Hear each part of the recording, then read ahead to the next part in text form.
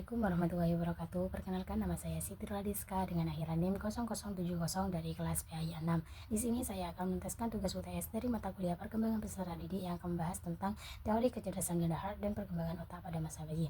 Konsep kecerdasan yang dikemukakan oleh Hargader itu mengungkapkan bahwasannya multiple intelligence atau kecerdasan itu memiliki kemampuan untuk menghasilkan suatu produk atau kecerdasan yang dapat memecahkan masalah dalam setting atau situasi tertentu.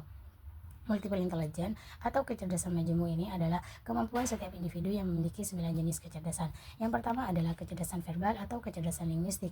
Kecerdasan yang memiliki kemampuan untuk kata-kata secara efektif, baik secara lisan maupun tertulis. Kecerdasan ini efektif dalam berkomunikasi lisan dan tulis.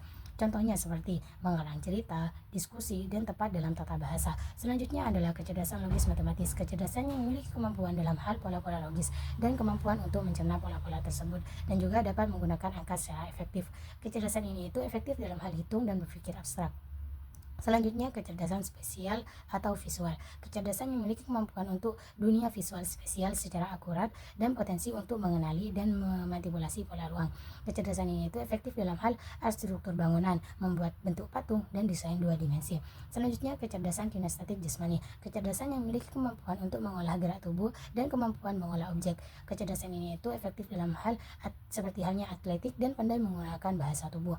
Selanjutnya, kecerdasan musikal. Kecerdasan yang memiliki kemampuan untuk mengapresiasi dan menciptakan irama dan juga bentuk ekspresi musikal. Kecerdasan ini itu efektif dalam hal menyusun dan mengarang melodi, seperti menyanyi dan menguasai instruksi musik.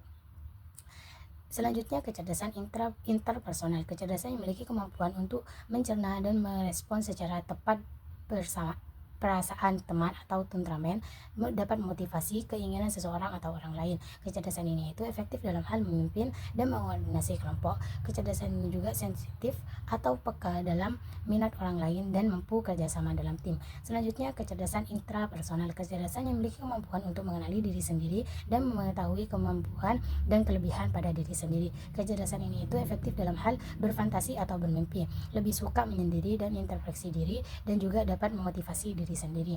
Selanjutnya, kecerdasan naturalis. Kecerdasan yang memiliki kemampuan untuk mengenali eksistensi dari spesies lain dan cenderung mengalami di pola-pola alam sekitar. Kecerdasan ini itu efektif dalam hal menganalisis persamaan dan perbedaan, menyukai tumbuhan dan hewan, dan juga mengklarifikasi atau mengoleksi flora dan fauna. Selanjutnya adalah kecerdasan eksistensial. Kecerdasan yang memiliki kemampuan untuk memahami dan menghargai kehidupan dengan lebih baik, menemukan makna dan tujuan yang lebih dalam, serta memahami hubungan antar manusia dan juga pengalaman mendalam. Implikasi dalam dunia pendidikan yaitu dengan cara mengubah cara mengajar, juga menggunakan potensi tersembunyi, meningkatkan motivasi dan prestasi, dan juga pembelajaran interdisipliner atau pembelajaran yang sangat disiplin. Selanjutnya, penerapan dalam pengajaran sains. Penerapan dalam pengajaran sains yaitu memiliki 3 konsep. Yang pertama, dapat meningkatkan keterampilan kognitif seperti halnya mengerti, mengingat, dan menerapkan. Yang kedua, menghubungkan konsep sains dengan musik, gerak, ataupun visual. Yang terakhir, membuat siswa lebih aktif dan terlibat dalam pembelajaran. Lanjut kepada perkembangan otak pada masa bayi. Nah, otak pada masa bayi itu pada saat baru lahir memiliki 25% dari ukuran dewasa. Nah, pada usia 2 tahun, otak itu sudah mencapai 75% ukuran dewasa. Perkembangan otak pada masa bayi itu memiliki struktur otak penting. Yang pertama adalah frontal lobe. Frontal lobe ini mencakup gerakan, berpikir, dan kepribadian. Yang kedua, occipital lobe adalah penglihatan, dan temporal lobe adalah pendengaran, bahasa, dan ingatan. Yang terakhir ada parietal lobe adalah lokasi, spesial, dan kontrol motorik. Tidur pada masa bayi. Tidur pada masa bayi itu pola tidur bayi memiliki perubahan tidur seperti REM dan no-REM. Yang kedua, isu tidur bersama, CO sleeping, dan risiko SIDS.